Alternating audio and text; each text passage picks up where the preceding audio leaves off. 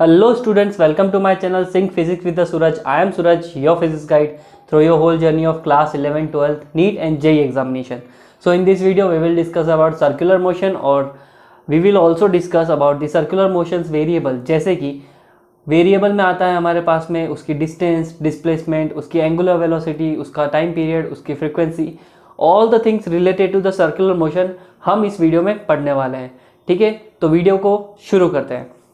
तो सबसे पहले तो आपको सर्कुलर मोशन की डेफिनेशन समझ में आनी चाहिए। What is a circular motion? जब कोई ऑब्जेक्ट एक सर्कल के आसपास या फिर कह सकते हो एक सर्कल के सर्कमफ्रेंस के थ्रू अपना पाथ कवर करता हुआ स्पीड बना के चलता है या फिर मोशन में रहता है, then this is known as a circular motion. Simple सी बात है, अगर पाथ स्ट्रेट होगा तो स्ट्रेट लाइन है, पाथ अगर 2D होगा इसका मतलब कि वो कर्व बना के जा रहा है, प्रोजेक्टाइल हो सकता है। बट सर्कुलर मोशन ऐसा है कि 2D मोशन में है but it is a circle. जब वो बनाता है, जब वो मोशन करता है तो सीधी सी बात है उसका पाथ कौन सा होगा? सर्कुलर मोशन होगा। So circular motion is a movement of an object along a circumference. एक सर्कल के सर्कमफ्रेंस के आसपास में कोई ऑब्जेक्ट अगर मूव करता है तो it is known as a circular motion. ठीक है जी, कोई कंफ्यूजन नहीं, बहुत सिंपल सा टॉपिक है ये। इसमें अगर एग्जांपल लूं, जैसे कि सैटेलाइट रिवॉल्व अराउंड द सन। कोई भी सैटेलाइट है जैसे अर्थ के चारों तरफ घूम रहा है। सैटेलाइट नेचुरल भी हो सकता है जैसे हमारा मून, या फिर हमारा अर्थ का रिवॉल्यूशन। जब ये रोटेट करते हैं तो एक सर्कुलर पाथ को कवर करते हुए रोटेशन चलता है इनका। So this is known as a circular motion. एक एग्जांपल और है, जैसे कि ये एक स्टोन को हम रोप के साथ में अगर बांध देते हैं और उसको फिर ऐसे ऐसे घुमाते हैं, सो ऑब्वियस सी बात है वो जो रोप है वो कौन सा पाथ कवर करेगी? सर्कुलर पाथ कवर करेगी। और सर्कुलर पाथ कवर करते हुए जो मोशन होगा उसको क्या बोलेंगे हम? Circular motion. एग्जांपल के लिए अगर देखो, ये जैसे कि इस लड़की ने क्या कर रखा है, यहाँ से कनेक्ट कर रखा है कि स्टोन को और इसको रोटेट कर रहा है। तो इसके दोनों व्यूज है, एक तो आपको साइड व्यू दिख रहा है, साइड से वो ऐसा दिखेगा, बट टॉप व्यू से अगर आप देखें तो एक पूरा सर्कल कवर करेगा, राइट? तो इस तरह से हमारे पास में क्या आता है? सर्कुलर मोशन के कुछ एग्जांपल्स हैं। सर्कुलर मोशन के एग्जांपल में ये भी आ गया, जैसे कि कार जो है एक सर्कुलर ट्रैक पे घूम रही है, इसमें फैन का रोटेशन भी आ गया, फेरिस व्हील भी आ गया। So this are also known as a circular motion. ठीक है, types of circular motion. There are the two types of circular motion, uniform circular motion और non uniform circular motion. Uniform circular motion का मतलब होगा कि इसमें आपका जो मोशन है वो यूनिफॉर्म होगा। That means velocity with respect to time इतना वेरी नहीं करेगी, वो फिक्स रहेगी, कांस्टेंट रहेगी। एग्जांपल के लिए अगर आपने फैन ऑन किया और फैन को एक प्रॉपर स्पीड पे ही रोटेट करते जा रहे हो, ना तो उसकी स्पीड इंक्रीज कर रहे हो ना स्पीड डिक्रीज कर रहे हो, so this type of example is known as the uniform circular motion, right? जैसे देखो, इसको डिफाइन करेंगे तो कैसे करेंगे? Uniform circular motion of a body moving in a circular path at a constant speed. ध्यान रखना, जब स्पीड कांस्टेंट होगी तो हम उस तरह के मोशन को यूनिफॉर्म सर्कुलर मोशन बोलेंगे। फैन को एक ही स्पीड में चलाते रहना, वो भी आपके पास में यूनिफॉर्म सर्कुलर मोशन का एग्जांपल है। Distance from the axis of rotation, इस पर डिस्टेंस फिक्स रहती है। इसमें पार्टिकल या ऑब्जेक्ट की डिस्टेंस जो है वो सेंटर से, आई मीन एक अगर r डिस्टेंस फिक्स कर दिया आपने तो वो उस डिस्टेंस के आसपास में फिक्स रहेगा। फिक्स रहने का मतलब वेरी नहीं करेगा। सर्कल का जो सर्कमफ्रेंस है और रेडियस है सब कुछ क्या रहेगा? हमेशा फिक्स रहेगा। यूनिफॉर्म सर्कुलर मोशन क्या होता है? अगर यूनिफॉर्म सर्कुलर मोशन तो पता ही है, अब नॉन यूनिफॉर्म भी देख लेते हैं। In a non uniform circular motion an object is moving in a circular path with a varying speed. मतलब अब आपकी स्पीड क्या होनी चाहिए? बढ़ती और घटती रहनी चाहिए। पहले अगर आपका फैन जो है वो थोड़ा स्लो चला रहा है, फिर आपने स्पीड बढ़ाई, थोड़ी और बढ़ाई, फिर और बढ़ाई, तो आप यहाँ पे क्या कर रहे हो? उसकी स्पीड को वेरी कर रहे हो, स्पीड को बदल रहे हो बार बार। So this type of motion is also known as a non uniform motion, non uniform circular motion. ठीक है, तो दोनों है। यूनिफॉर्म सर्कुलर मोशन में स्पीड क्या होनी चाहिए? फिक्स। और नॉन यूनिफॉर्म मोशन में स्पीड जो होनी चाहिए वो क्या करती है? होनी चाहिए वेरिंग करती होनी चाहिए, वेरी होना चाहिए। ठीक है, कोई इश्यू? चलो आगे बढ़ते हैं।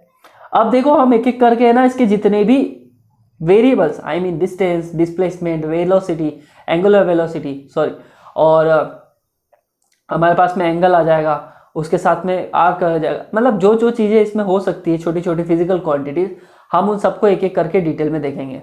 ठीक है, तो सबसे पहले हमारे पास में जो आता है वो है एक distance.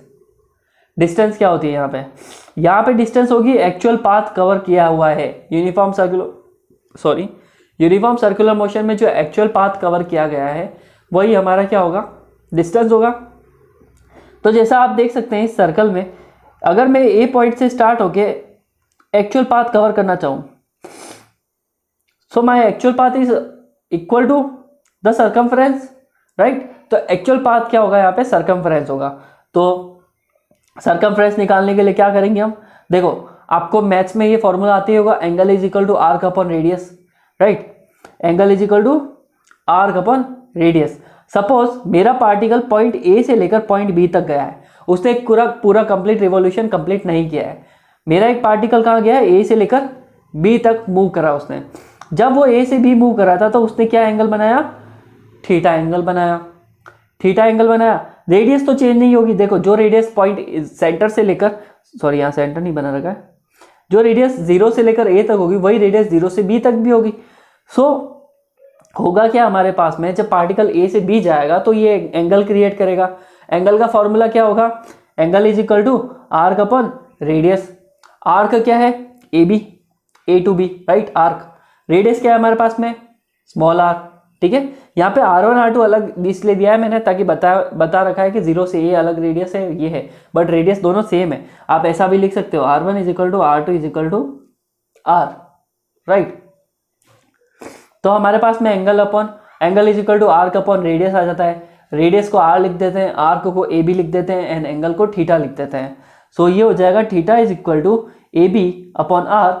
So we can find A B from this formula. A B हो जाएगा आर थीटा। तो देखा आपने, है ना, आर्क निकाल दिया। और this arc is the actual path cover by an object ना, ऑब्जेक्ट ने कितना पाथ कवर किया है, ठीक है। डिस्टेंस क्लियर है तुमको। चलो डिस्प्लेसमेंट पे पहुंचते हैं। डिस्प्लेसमेंट इंपॉर्टेंट है, इसको बहुत अच्छे से समझना, ठीक है। कोई भी इश्यू हो तो कमेंट सेक्शन में पूछना, बट प्लीज बहुत ध्यान लगा के इसको पढ़ना। डिस्प्लेसमेंट है हमारे पास में, ठीक है। अब मैं इस डायग्राम को यहीं पे ले लेता हूँ। 0 से ए को मैंने यहाँ पे ले लिया, 0 से बी को, है ना, या R2 ले लिया। और डिस्प्लेसमेंट क्या होता है, it is the shortest path between any two points, right. Shortest path between any two points, that means हमारे पास में ए बी फाइंड करना है हमको। तो अगर हमने ए बी फाइंड कर लिया तो obviously it is a displacement. चलो निकालते हैं। तो अगर मैं इसको एक वेक्टर मान लेता हूँ, R1 को, और R2 को एक वेक्टर मान लेता हूँ, तो R1 से R2 का वेक्टर का डायरेक्शन क्या होगा, A टू B। जैसा आप देख सकते हैं वेक्टर एनालिसिस में पढ़ा है ना आपने, A से B जो डायरेक्शन होगा वो AB का होगा, और AB मतलब डेल R, ठीक है। Del R is a your displacement, right. ध्यान रखना, शॉर्टेस्ट पाथ है, डिस्प्लेसमेंट है ये। So the change in a position, एक पोजिशन मतलब शुरुआत से लेकर एंडिंग वाला पॉइंट जो आपका होगा वो पोजीशन होगा, तो वो डेल आर है। डेल आर को आप लिख सकते हो R2 minus R1 by the vector rules, ठीक है। R2 माइनस R1 हम यहाँ पे लिख देते हैं। इसका मैग्नीट्यूड निकालना है, then you can put the mode on both side. So magnitude is equal to del R, R2 minus R1 आप यहाँ पे लिख सकते हो, ठीक है। रिजल्टेंट कैसे निकलता है, किसी भी चीज का रिजल्टेंट का फॉर्मूला आप जानते हो ना। रुको मेरे को एक एक्स्ट्रा पेज ऐड करने दो।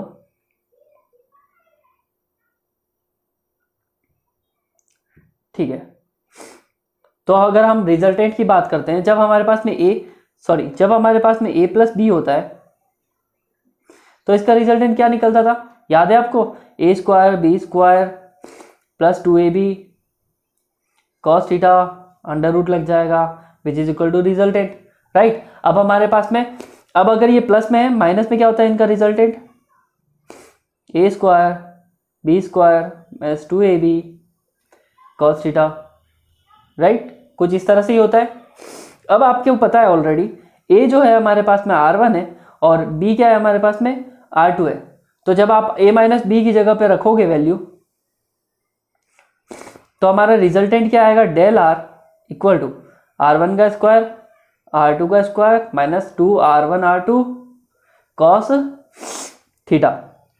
तो ये आपके पास में डेल R का रिजल्टेंट वैल्यू मिल गई, ठीक है। डेल R की रिजल्टेंट वैल्यू मिल गई, तो क्या हम इसको ऐसे रख सकते हैं, R1 स्क्वायर प्लस R2 का square minus 2R1 R2 cos theta.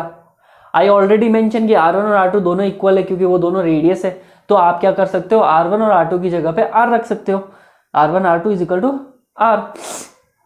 तो हम यहाँ पे ये रखते थे।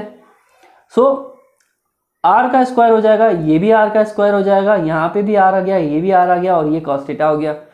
सो R square plus R square 2R square, और 2R इंटू R कितना हो जाएगा 2R स्क्वायर, और ये cos थीटा हो जाएगा। दोनों में से 2R स्क्वायर क्या हो जाएगा हमारे पास में, कॉमन आ जाएगा। ठीक है, दोनों में से हमारे पास में 2R स्क्वायर क्या आ जाएगा, कॉमन। सो हम इसको ऐसे लिख सकते हैं, del R is equal to 2R square 1 minus cos theta under root. आपको बता दूं एक फॉर्मूला जो मैथ्स में आता है, ठीक है, मैंने यहाँ पे भी मेंशन कर रखा है। 1 माइनस कॉस थीटा जो होता है वो होता है 2 साइन स्क्वायर थीटा बाई 2 के इक्वल। ठीक है, क्लास 11 12 में जो मैथ्स ले रखी है उन बच्चों को ये अच्छे से आता होगा formula. 1 minus cos theta is equal to 2 sine square theta by 2। Bio वाले ये फॉर्मूला अच्छे से याद कर लेंगे प्लीज। ठीक है, तो आप क्या रख सकते हो इसकी जगह पे, del R is equal to under root 2R square 2 sine square theta by 2, right. ये हो जाएगा 2 2 4 R square sine square theta by 2 और अंडर रूट लग जाएगा। तो डेल आर को हम क्या लिख सकते हैं, देखो 4 का अंडर रूट तो हो जाएगा 2, R का क्या हो जाएगा R, और साइन स्क्वायर थीटा का क्या हो जाएगा साइन थीटा बाय 2। तो आपके पास में डेल आर की वैल्यू क्या आ गई 2R sine theta by 2। Displacement आपको सर्कुलर मोशन में ये मिल जाएगा। ठीक है, कोई इशू, चलो आगे बढ़ते हैं। तो हमारे पास में डिस्प्लेसमेंट क्या आ गया, दिस। एंगुलर डिस्प्लेसमेंट क्या होगा, एंगुलर डिस्प्लेसमेंट होता है हमारे पास में the angle turn by the body moving in a circle from some reference line is called the angular displacement. अगर हमारे पास में अगर ये मान लो कि किसी सर्कल की रेडियस है और इस रेडियस ने यहाँ से यहाँ तक मूव करते करते यहाँ तक चली गई, तो इन दोनों के बीच में जो एंगल बना है हमारे पास में, और इस एंगल की वजह से जो डिस्प्लेसमेंट हुआ है, this displacement is known as the angular displacement, जिसको हम थीटा से डिनोट करते हैं। ठीक है, जैसे कि आपका आर यहाँ पे था तो थोड़ा रोटेट करते करते ये ऊपर चला गया, तो आर और आर इन दोनों के बीच में जो एंगल बनेगा वो हमारा एंगल क्या होगा, एंगुलर डिस्प्लेसमेंट होगा। सो एंगल क्या हो जाएगा यहाँ पे, आर का अपॉन रेडियस, आर का आ गई हमारे पास में डीएस। ठीक है, यहाँ पे मैंने अलग मेंशन किया है, आर है, आर से आर तक गया और इसने डिस्प्लेसमेंट कितनी कवर की है, डीएस, मतलब स्मॉल डिस्प्लेसमेंट, छोटा सा आर्क बना है। तो displacement upon radius, sorry arc upon radius, arc हमारे पास में डीएस है और रेडियस क्या हो जाएगी, आर हो जाएगी। तो ये हमारे पास में फॉर्मूला आ गया एंगुलर डिस्प्लेसमेंट का। इसके लिए डायमेंशन कुछ नहीं होगा क्योंकि ये एक एंगल है और एंगल का डायमेंशन होता ही नहीं है। यू ऑलरेडी नो 2 पाई अगर होता है वो 360 के बराबर होता है और एक रिवॉल्यूशन कंप्लीट करने के लिए वो होता है। ठीक है, फिर आता है हमारे पास में एंगुलर वेलोसिटी। एंगुलर वेलोसिटी क्या होती है, बहुत सिंपल है, जैसे तुम्हारा थीटा है, ठीक है, जब आप रेडियस को चेंज करते हो तो यहाँ से लेकर यहाँ तक मूव हुआ है, यहाँ से लेकर यहाँ तक मूव हुआ है, राइट। जब आपका मूवमेंट हो गया है, ऑब्वियस सी बात है, तो उस मूवमेंट में जितना एंगल चेंज हो रहा है विद रिस्पेक्ट टू टाइम, मतलब टाइम जितना बीतता जा रहा है, मतलब टाइम के साथ में आपको एंगल कंसीडर करना है, तो change in angle with respect to time is known as a angular velocity. जैसा आप देख सकते हैं change in angle with respect to time, ठीक है, ये हमारे पास में विद रिस्पेक्ट टू टाइम आ गया, तो इसको एंगुलर वेलोसिटी, इसको ओमेगा से डिनोट करते हैं। इसका डायमेंशन आ जाएगा m0 L0 t माइनस 1 आ जाएगा। इसका फॉर्मूला क्या हो जाएगा, आई मीन यूनिट देखो, थीटा की क्या होती है, रेडियन या फिर डिग्री में होती है, और टाइम का क्या होता है, सेकंड, तो इसका यूनिट हो जाएगा रेडियन पर सेकंड या फिर डिग्री पर सेकंड। ठीक है, जैसा सूटेबल लगे, जहां जहां पे जैसी यूनिट्स आए वैसा वैसा हमें इसको पुट करना है। ठीक है, एंगुलर डिस्प्लेसमेंट, एंगुलर वेलोसिटी जो होती है एक एक्साइल वेक्टर होती है। ये ओमेगा जो है ना, ये एक्साइल वेक्टर होता है, मतलब इसका डायरेक्शन तुम कैसे फाइंड करोगे, राइट हैंड रूल से। ठीक है, अब देखो जैसे कि ये मेरा रेडियस है और अगर ये एंटी क्लॉकवाइज घूम रहा है तो मेरे को मेरा हाथ जो है मुझे दिखाना पड़ेगा एंटी क्लॉकवाइज, तो इसका मतलब इस तरह से रोटेट, तो ओमेगा का डायरेक्शन इस तरफ होगा। बट अगर मैं क्लॉकवाइज जा रहा हूँ तो इसका मतलब मेरा फिंगर इधर नीचे जाएंगे और मेरा थंब किधर आएगा, मेरी तरफ, downward. So this direction can be determined by the right hand screw rule. ठीक है, तो ओमेगा के लिए तुम डायरेक्शन कैसे निकालोगे, राइट हैंड स्क्रू रूल से निकालोगे। टाइम पीरियड तो सिंपल सा है, पार्टिकल ए से बी तक गिरा है या फिर पार्टिकल एक पूरा रिवॉल्यूशन कंप्लीट करने में जितना टाइम लगाता है वो हमारे पास में क्या होता है, टाइम पीरियड होता है। The time period is defined as the time taken by the object to complete one revolution. एक रिवॉल्यूशन कंप्लीट करने में जितना टाइम लगता है वो टाइम पीरियड होगा हमारा, ठीक है। फ्रीक्वेंसी क्या हो जाएगी, फ्रीक्वेंसी हो जाएगी नंबर ऑफ रिवॉल्यूशन, ठीक है, जितने चक्कर वो मार रहा है उसकी वो फ्रीक्वेंसी हो जाएगी। अगर उसने 10 रिवॉल्यूशन कंप्लीट किए तो फ्रीक्वेंसी 10 है, 100 रिवॉल्यूशन कंप्लीट किए तो उसकी फ्रीक्वेंसी हो जाएगी 100, और अगर उसने 1000 रिवॉल्यूशन कंप्लीट किए तो उसकी फ्रीक्वेंसी हो जाएगी 1000, राइट। इसका फॉर्मूला होता है time period is equal to, देखो इसको डिनोट किससे करते हैं, स्मॉल एन से डिनोट कर सकते हो या फिर न्यू से डिनोट कर सकते हो। इसको क्या बोलते हैं, न्यू से डिनोट कर सकते हो आप, ठीक है। और इसकी यूनिट हो जाएगी देखो इसका फॉर्मूला क्या होता है, time period is equal to 1/न्यू, तो फ्रीक्वेंसी क्या हो जाएगा 1/टाइम पीरियड। टाइम पीरियड का इन्वर्स होता है ये, तो इसकी यूनिट हो जाएगी सेकंड इन्वर्स, और इसकी दूसरी यूनिट क्या होती है, हर्ट्ज होती है। डायमेंशन हो जाएगा T-1, m0 L0 T-1 हो जाएगा, ठीक है, कोई कंफ्यूजन नहीं। चलो रिलेशन भी दे रखा है बिटवीन T एंड न्यू, ये ऐसा कुछ होता है, T इज इक्वल टू 1/न्यू। Relationship between time, frequency, angular velocity, इन सब में क्या रिलेशनशिप है, चलो इसको निकालते हैं। सो एंगुलर वेलोसिटी क्या होती है, omega is equal to change in angle with respect to time, तो ये हो गया θ/t। थीटा कितना है कंप्लीट रिवॉल्यूशन में, 2π, आई मीन 360 होता है। जैसे कि एक सर्कल है पूरा कवर करेगा ये, तो जब ये यहाँ से लेकर यहाँ तक कंप्लीट करके आएगा तो कितना रिवॉल्यूशन होगा, 2π लिखो या फिर 360 लिखो, राइट। तो एंगल कितना बन गया 2π। टाइम पीरियड किससे डिनोट करते हैं, एक रिवॉल्यूशन है, टाइम पीरियड किससे डिनोट करते हैं, 2π/t से। और जब 2π/t से डिनोट करेंगे हम, तो 2π/t और 1/t को हम लिख सकते हैं फ्रीक्वेंसी, ठीक है। देखो एक तो ओमेगा का ये फॉर्मूला आ गया और एक ओमेगा का फॉर्मूला ये आ गया, क्योंकि 1/t को हम क्या लिख सकते हैं, न्यू, तो जहां जहां पे वो आ रहा है उसकी जगह पे न्यू आ जाएगा, ठीक है। अब हमारे पास में आ रहा है angular velocity, sorry angular acceleration. जब आपके पास में एंगुलर एक्सेलरेशन को, वैसे तो हम बात करते हैं एंगुलर एक्सेलरेशन को अल्फा से डिनोट करते हैं, ठीक है, फिर आगे डेफिनेशन बताता हूँ। एंगुलर एक्सेलरेशन ऐसा होता है जैसे कि मैंने अभी ओमेगा बताया था, ओमेगा क्या है, change in angle with respect to time, वो एंगुलर वेलोसिटी है।